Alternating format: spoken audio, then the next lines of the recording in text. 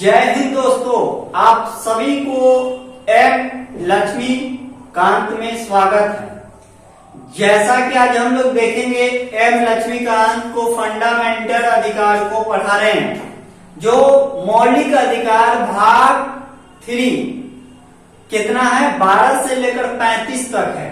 उसको बेहतरीन कॉन्सेप्ट से हम लोग समझ रहे हैं। अगर वीडियो अच्छा लगे तो लाइक और शेयर करेंगे। अगर वीडियो में कुछ त्रुटि पाया जाता है तो फिर हमें आप कमेंट के द्वारा बता सके ताकि इसमें और सुधार करें। तो देखिए, आज हम लोग फंडामेंटल अधिकार को बहुत नजदीक तक पा चुके हैं। 1-2 दिन में इसको समाप्त करके डीपीएसपी पढ़ाएंगे, राष्ट्रीय नीति निर्देशक चैप्टर। तो हमारे पास में मौलिक अधिकार, संस्कृति और शिक्षा का अधिकार यानी अनुच्छेद 29 यानी 29 से लेकर 30 तक हम देखेंगे कि संस्कृति यानी शिक्षा संस्थान पर क्या है, यानी फंडामेंटल अधिकार 29 क्या कहती है उसको देखेंगे क्या कहती है। तो फंडामेंटल अधिकार अनुच्छेद 29 में क्या कहा है कि अल्पसंख्यक वर्गों को हितों को संरक्षण करेंगे। यानी अल्पसंख्या यानी समाज में जिसका कम बहुसंख्या होगा, एक अल्पसंख्या यानी जिसकी जाति संख्या ज्यादा होगा वो बहुसंख्या होगा, और जिसकी जाति संख्या कम होगा वो अल्पसंख्या होगा। उसको संरक्षण देने की बात हमारे पास में फंडामेंटल अधिकार 29 में दिया गया है। क्या कहा गया है कि किसी भी भारत के नागरिक अगर अल्पसंख्या है तो उसकी रक्षा करना यह सरकार की कर्तव्य बनता है। तो अनुच्छेद 29 में क्या है कि अल्पसंख्यक। एक और बात है कि अल्पसंख्यक के ये संविधान में बाबू, ये संविधान में ये कहीं पर नहीं दिया गया कि अल्पसंख्यक कौन है। यानी संविधान में साफ साफ नहीं बताया है कि अल्पसंख्यक कौन होगा। अब हमको नहीं पता, लेकिन उसकी पहचान कौन करेगा? ये सरकार करेगी। सरकार में कौन करेगी? राष्ट्रपति करेगी। राष्ट्रपति किसके परामर्श रहेंगे? राज्यपाल। राज्यपाल के तो ये तो पढ़ा चुके हैं।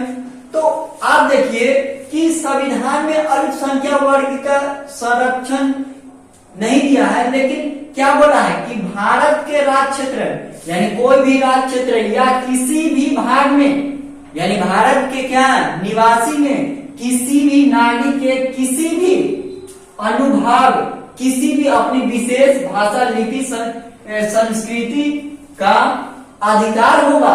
यानी सभी हिंदू धर्म या सिख ईसाई सभी की अपने अपने एक धर्म की यानी अधिकार है। उसका क्या अधिकार है कि आप उसको अल्पसंख्यक को संरक्षण करें, यानी एसटी वाले समुदाय की जहां पर हो, इसीलिए आरक्षण बढ़ाया गया था। क्यों? तो ये बात में समझ गए हैं कि अनुच्छेद 29 क्या कहता है कि अल्पसंख्या।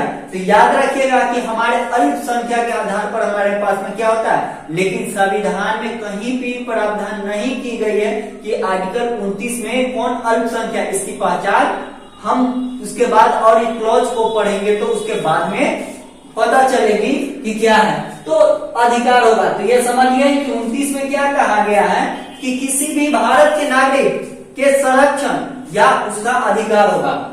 अब देखिए, और केवल धर्म, मूल, वंश, जाति, भाषा या किसी भी आधार पर वंचित राज नहीं कर सकती। अगर मान के चले कि भाषा, जन्म स्थान पर अगर भेदभाव नहीं कर सकते, अल्पसंख्या हो या बहुसंख्या हो, उसको नहीं कर सकते। समझ पाए मेरी बात को? तो यह क्या है, किसी भी आधार पर इसको वंचित नहीं भाषा के आधार पर कर सकता है या उसको संरक्षण कर सकता है। कोई भाषा भी कौची हो जाएगा, खत्म हुआ तो उसकी संरक्षण को रखेगा, ये रखेगी। तो समझ पाएंगे, यानी केवल धर्म या जाति। अब देखिए 30वां अनुच्छेद यानी फंडामेंटल अधिकार कौन? अनुच्छेद 30 यानी शिक्षा संस्था, स्थापना, प्रशासन करने का अल्पसंख्यक वर्ग का अधिकार होगा।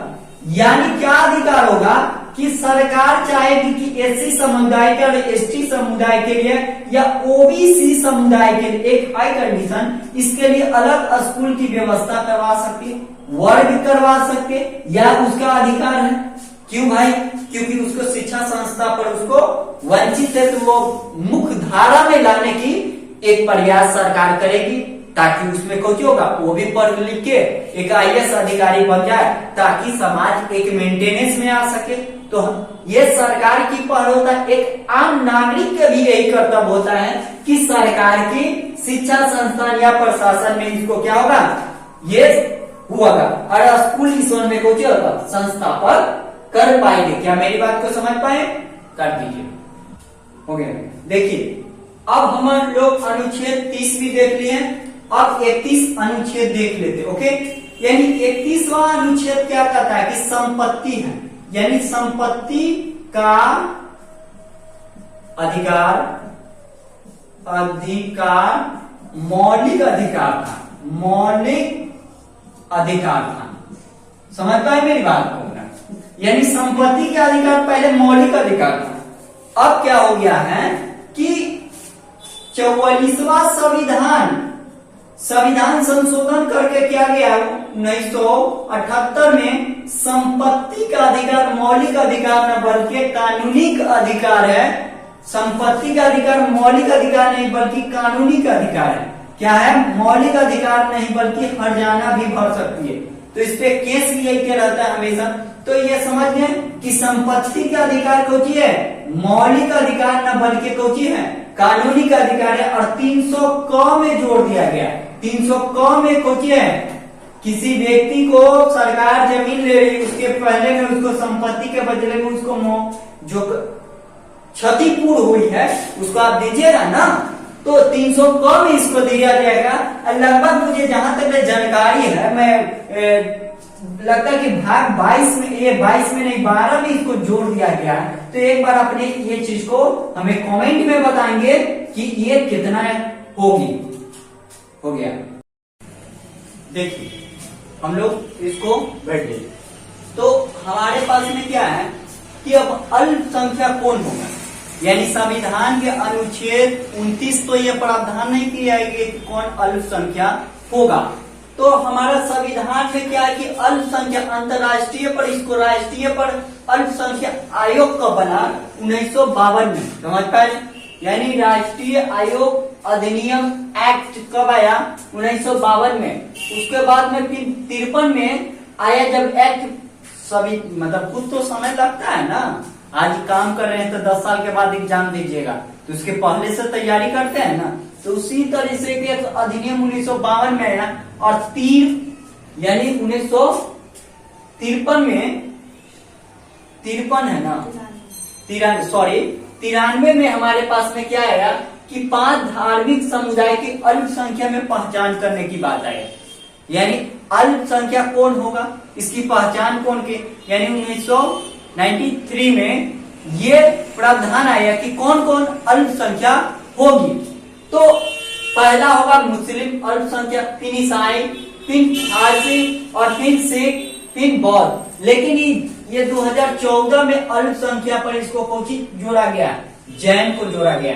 जो जैन धर्म से बिलोंग करते होंगे तो ये 2014 में कोची क्या, जैन धर्म से संबंधित से इसको क्या किया गया, इसको जोड़ा गया है। तो समझ गए कि यानी 5 आधार पर पहले किया जाता था, लेकिन अभी संविधान 2014 में संविधान में अब अल्पसंख्या में जैन भी है। तो इसमें मुसलमान भी है, ईसाई है, फारसी है, सिख है, बौद्ध है, जैन भी है। यानी अब कितना हो गया, 6 आधार पर अल्पसंख्या की पहचान करता है। और ये पहचान कौन कौन करता है, यह किसके किसके आता है, तो राज्य केंद्र की पहचान स्तर पर होनी चाहिए। यानी राज्य पर भी होना चाहिए और केंद्र पर भी होना है। यानी कहने का मतलब है क्या मेरी बात को, कि केंद्र के पास भी होना चाहिए और राज्य की पहचान, यानी दोनों अपना अपना पहचान कर सकता है। तो आई होप वीडियो अगर अच्छा लगे तो लाइक और शेयर करेंगे। अगर वीडियो में कुछ त्रुटि पाए जाएंगे